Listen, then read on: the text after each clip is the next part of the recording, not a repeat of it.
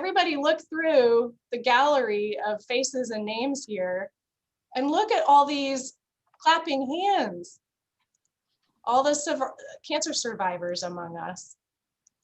So normally we would be passing flowers out to you guys to celebrate you and all of the challenges you've faced. But today we just do this little recognition, and we are honored to do so. And we thank you for joining us. All right, and then another thank you. We just, of course, want to thank our guest speaker, Liz, who took time out of her busy life to prepare and deliver this presentation for us, and to our, what I'm calling the exhibitors, the people who would have had tables at the actual in-person event. We have one or two of those presenting just some good resource information very briefly for you in a little bit. And we just want to thank them all for showing up and helping us out. And now first, I'll let Carol talk briefly about Komen, just tell everybody a little bit about Komen, and then I'll tell them about the Johnson Cancer Research Center, and then we'll move on to the other ones. All right, perfect. So excited again. Carol Bush with Komen, Kansas, Western Missouri affiliate. I'm the Director of Impact, and as a purpose-driven community of over 65,000 survivors and activists, we are this region's largest, most innovative grassroots network working to end breast cancer forever. And our service area includes 112 counties, 105 in Kansas and 7 in Western Missouri. We work to build trusting relationships, share evidence-based breast health information, collaborate with like-minded partners, and we make decisions based on data that fuels our impact. We are local activists in those 112 counties, mobilizing our friends and family 365 days a year, not just during October, to take action for their own health and work with us to end breast cancer forever. We are advocates also at the local, state, and national level. We fight for screening and treatment funding that saves lives and adequately supports the research necessary for the cures. We are also engaged citizens working with regional, state, and national community health organizations to help men and women in our service area overcome the social, cultural, and economic barriers to equitable breast health and treatment. And you can learn more about us and how you can take action right alongside with us by visiting our website, which I will post in the chat, and downloading our breast cancer activation toolkit just for, instead of Breast Cancer Awareness Month, Breast Cancer Action Month. Thanks so much, Marcia, for letting me tell a little bit and share a couple resources. Komen does a lot of great things. Thanks for telling us about them. And I'll tell you briefly about the Johnson Cancer Research Center. Supports and advances cancer research at Kansas State University and helps train the next generation of scientists and medical workers. We have almost 100 faculty scientists in 20 departments of 5 colleges at K-State. So despite not having a clinical treatment center, our scientists are doing the kind of research that leads to the screenings and diagnostics and treatments that help so many of us and our loved ones. With support from our generous donors, we help fund the most promising cancer research projects among them each semester, among our 100 faculty researchers. So the ones that are most promising, as in the ones likely to garner big national grants at the national level, or grants from like Komen or something, we help get them started with seed grants. And many of them end up leveraging that into large grants from those national organizations. We help get them started. And we also help train their students, some of the universities and even states, the top science students in the state. And then we also work to inform the public about cancer and research with events like this and other activities. So for people who want to support both cancer research and K-State with their hard-earned dollars, that's the opportunity we provide. And so now I would like, I think I saw Marley Carmona on here. Marley, yeah, I did. We actually got to chat. Okay, so Marley, could you tell us a little bit about Early Detection Works? Yeah, okay, so I'm Marley, and Tara McMillan is also on here as well. And we are with Early Detection Works, and we're in the Northeast region. Our program is with the state of Kansas, and we are the free breast and cervical cancer screening program for women that don't have insurance. So we pay for things like mammograms and diagnostic services that are needed. I copied and pasted our link, and it is in the chat. We have income guidelines, and during this time with the pandemic and everything, a lot of people have lost their jobs, so they've lost their insurance, and so we want to make everyone aware of our program so they can get their screening still, because it's super important with the pandemic. People are scared to go to places and stuff, and we want to make sure that screening doesn't go unsaid. So our program pays for services. Tara, do you have anything you want to add on? No, that was perfect. Like she said, for we cover breast and cervical cancer screening, but for breast cancer screening, we can pay for the clinical breast exam, mammogram, ultrasound, biopsy if indicated, and we also have an amazing agreement with Medicaid that if a patient's diagnosed through our program, that we can expedite that application into Medicaid in just 10 business days, and they will be covered for the duration of their breast cancer treatment.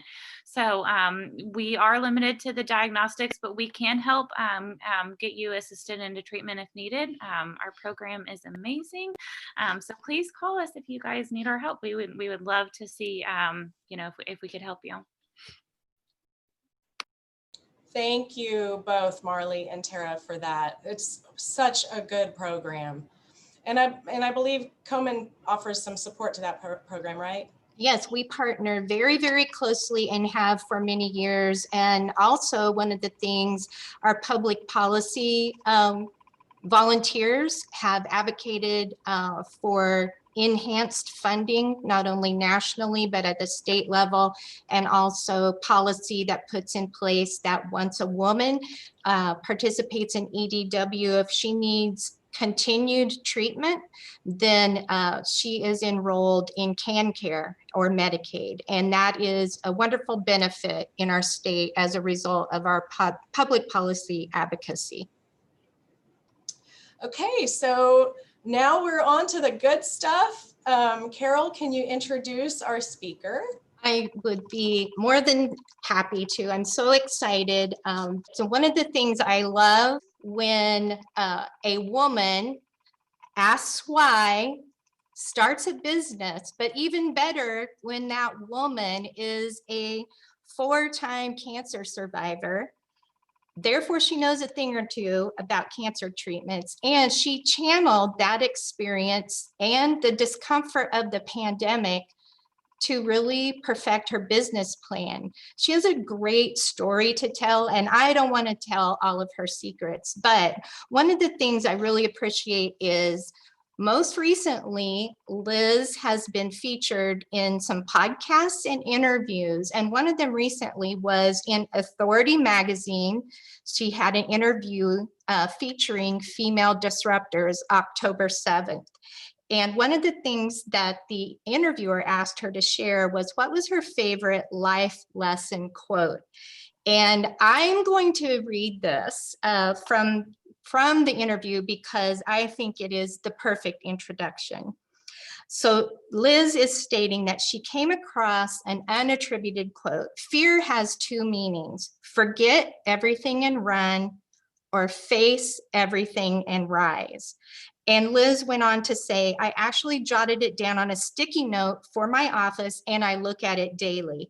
I am at a crossroads in my life and career, taking a huge leap of faith based on an idea that I could fundamentally change, get well soon, gifting, make it better for patients and gift buyers alike, and leaving the security of full-time employment, 2 kids still in the house, In the middle of a global pandemic, it's a lot to take on. It's terrifying and exhilarating.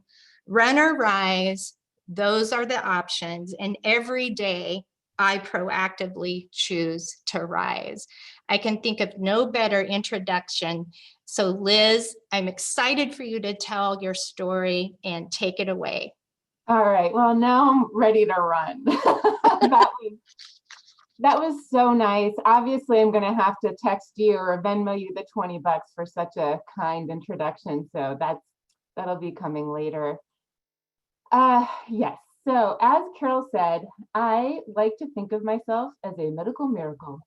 Between 2009 and 2017, I survived 4 cancers over 8 years. And it all started at a weekend trip to the pool. My daughter was almost 4 years old and bumping around the little baby pool in her sweet little floaties with my husband, while I lounged on a deck chair with my baby boy just napping in that sweet sweaty mess on my chest that babies are wont to do. And my mother looked at my leg and noticed a mole on my upper thigh and nagged me to get it checked. I rolled my eyes at her, whatever. And then she called me the following week to see if I'd made an appointment with the dermatologist, which I had not. And then she sent me an email with the list of 14 different dermatologists within 2 miles of my house. And I finally got the message and made the appointment. The dermatologist immediately wanted to biopsy the spot. A few days later, I got a call personally from the doctor with the news that I had melanoma, that the size of the melanoma was over 1 millimeter and therefore too large for in-office simple Mohs surgery. It was made clear to me that this was melanoma and a very fast moving cancer, and it was imperative to remove the affected area and see if it had spread to the lymph nodes. If it spread, I'd have maybe a year to live, and if it hadn't spread, it'd be no big deal. Between the diagnosis, between my office visit and my surgery were 6 days. It was crazy. It was surreal. Like, I'm going to live, no big deal, or you're going to die in a year with 2 babies in the house. Those were the options. We got the call. They had clean margins, no spread to the lymph nodes. All was fine. Score 10 points to mothers knowing best and forcing me to make that dermatologist appointment. I stocked up on floppy hats, lots of sunscreen, SPF swim shirts for my family, and we tried to go back to normal life. 11 months later, I had an irregular mammogram that required a biopsy. While the surgeon was probing all around the boobie area, many of you ladies are familiar with this experience, her hand started snaking up my neck, and she noticed a small lump that was clearly bothering her. So she sent me off to radiology to get an MRI.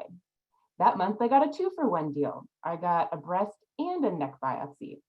The same week that the breast biopsy came back clear, we got the bad news that I had thyroid cancer. Cancer number 2, less than 1 year after the first. After my experience with melanoma, I was kind of shocked at the lack of urgency from all the medical establishment. I was given this extremely long and complex checklist that all had to be completed before I could complete the surgery. It included labs and endocrinology referrals, and it took weeks to complete. I was frantic. Where was this big rush to get the cancer out from the year before? Finally, the surgery was scheduled, I got childcare in place, and I was ready to get on with it. I ended up in a teeny tiny category of patients with an extremely rare side effect from that surgery. It happens to less than 2% of patients. The surgery rendered me what's called hypoparathyroid. For those of us without endocrinology degrees, the hypoparathyroid glands process calcium in the bloodstream. This brought me a bonus 2 weeks in the hospital where teams of doctors created a very complicated drug cocktail that would regulate my calcium. It was not fun, nor was I very stable when I finally was released to recuperate at home. It took me years of ER visits, trial and error with various doctors, drug combinations, and a very drastic change to my diet and nutrition to get me back to feeling healthy. But I started doing some early morning runs with a group of friends who are on this call right now in a big group, and they keep texting me and I'm trying to ignore it. But I had started early morning runs with a group of friends, and the sport stuck. And over time, I went from barely making it through a 1 mile run to running long distance 10-mile weekend runs with a close-knit group of friends. I completed my first and only half marathon in 2013, and I was back. I was fine. The kids were fine. Life went on. By 2015, I knew my dermatologist pretty well. After all, she saw me quarterly for 5 years after melanoma, vigilantly checking every inch of my naked body during regular full body checks. Fun. Many an errant freckle was removed during those visits, but in 2015, there was a spot on the bridge of my nose that was problematic. Biopsied and evaluated basal cell carcinoma. At this time, at least, it wasn't life-threatening, but the placement on my face meant for a very tricky removal and plastic surgery. This being my third cancer and not melanoma level scary, I took my time. I interviewed plastic surgeons to determine which one would give me the best odds of keeping my face intact. I chose the doctor known in our community as being great with faces and agreed to a 2-part surgery that would be terribly painful, but give me the best odds of looking like myself. So here's fun pictures of my pre-basal cell nose and my post-basal cell nose, and I don't think you can tell the difference. To this day, my scar is barely noticeable. It was brilliantly placed along the shadow of my nose. Now, if you are interested in a plastics referral, do let me know, because I was very happy with my surgery. As a total side note, as I was preparing these slides for today's presentation, I can now see the basal cell in my nose months before I actually went to the dermatologist. Be ye not so stupid as me. So, 3 strikes and you're out, cancer, right? In 2017, I was diagnosed with breast cancer after a routine mammogram. As my 4th cancer, at this point, I was angry. I wasn't panicked. I approached the surgery full of questions and skepticism. What can go wrong? What are the side effects? Give me the numbers. Where's the data? I feel like I asked for more data than any patient ever. I was going to control this cancer. I was going to take my time determining the treatment plan that worked for me. I chose my medical team based on doctors willing to discuss or maybe humor me with a real conversation about options, medical outcomes, statistics focused on women under 50, and likelihood for recurrence. I agreed to a lumpectomy followed by radiation. After all this experience and research, I was going to be a rock star patient and fly through treatment and recovery like a boss. What was that about best laid plans? Although the melanoma was by far my most potentially lethal cancer and the facial plastic surgeries for the basal cell were very painful, the breast cancer experience and treatment were the absolute worst. It's possible I was overconfident about my youth and ability to fight it or overcome it. It's possible my fair skin was destined to react badly to radiation. It's impossible to know. Regardless, despite thinking I would knock out radiation and be able to continue working full time, leading Girl Scout troop meetings and running half marathons, my body totally failed me and I was flabbergasted by my situation.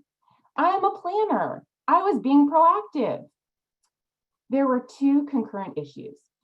The first is it was incredibly difficult to predict what tools I would need to go through and recover from radiation until I was right in the middle of it, scrambling for bra alternatives, aluminum-free deodorant, and burn salves. A nurse made me a mini pillow to hold between my seatbelt and my breasts so that the belt wouldn't chafe. There was no central resource or website or retailer known for all of this stuff, and I found myself up late at night researching page 20 searches on Google and Amazon looking for solutions. Most of the cancer treatments and gifts online were pink ribboned, cute and sassy t-shirts and mugs, and I wanted relief, not stuff. And then the second is that friends and neighbors all want to do something, and they predominantly bring food. And it was so incredibly kind and appreciated. But honestly, my husband and son are the worst. They are the most picky eaters you have ever met and would have just preferred takeout I wasn't able to exercise, and I would have preferred really light or lower calorie fare. It was just so frustrating because it was so well-meaning, but in reality, not awesome to receive. The challenge with most cancer treatments is that patients don't know what they're going to need to help them self-soothe until they need it right away. And I wondered, where is the resource for cancer patients to proactively plan for treatment and recovery side effects that are non-prescription? It didn't exist. So the idea for the Balm Box started in 2017, but it wasn't until 2020 that the moons aligned and gave me a quiet few months at my desk at home during the pandemic to really build out the idea into a legitimate business plan. I started by sending a survey to friends and family to validate the idea. And the survey went viral, which was amazing, and collected almost 600 responses.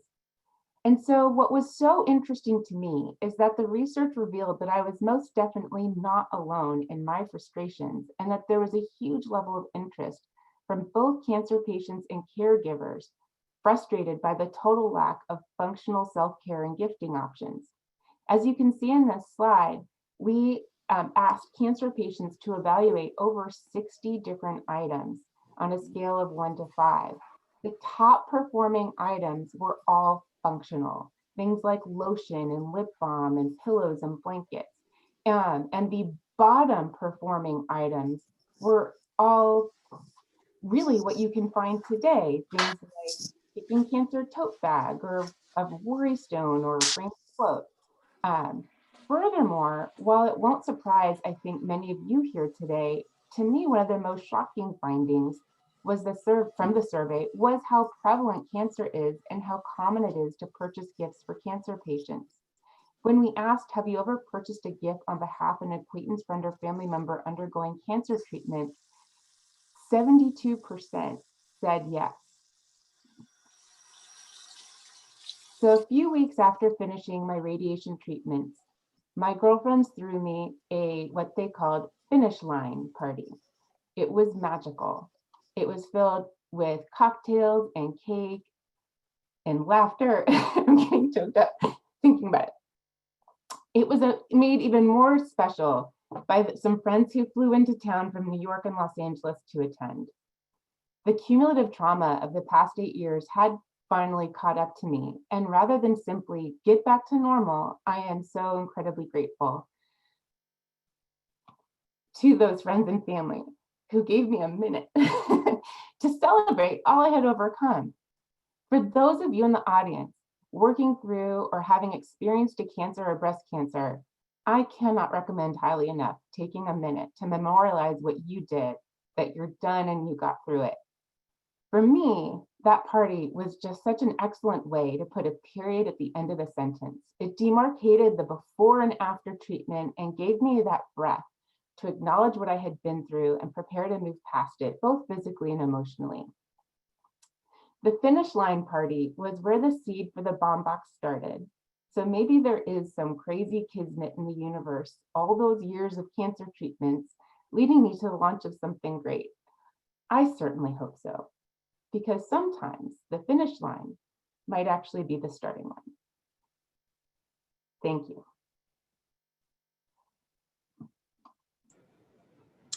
Thank you so much, Liz, for sharing that story. Wow. Oh my gosh. So does anybody have any questions or comments for Liz? Carol, is your hand up? Oh, I'm just clapping. I'm like, I couldn't unmute myself fast enough to start talking, which I know is an amazement for everyone. But Liz, you know, I think maybe it could be partly the pandemic, but I feel like, especially this week, and when I'm thinking about as an oncology nurse, all the lives I've had the pleasure of, you know, connecting with, I definitely heard a couple catches in your voice. And so your community was really important to you. What do you think, you know, like from them, what really helped you? That's a great question. And, and it's the hardest thing, right? Because I think especially for all the cancer patients here, to me, one of the absolute most difficult things for me was learning how to ask for help, right? It is really, really hard to ask for help. So what my community did for me, because I didn't ask, is they just did it, right? So and they checked in. It would be shocking how much just regular calls and texts made all the difference in the world. Knowing that someone's thinking about you and acknowledging what you're going through was huge. Now, I will say the night that my 3 girlfriends came over with Jello shots, that was pretty cool. I liked that.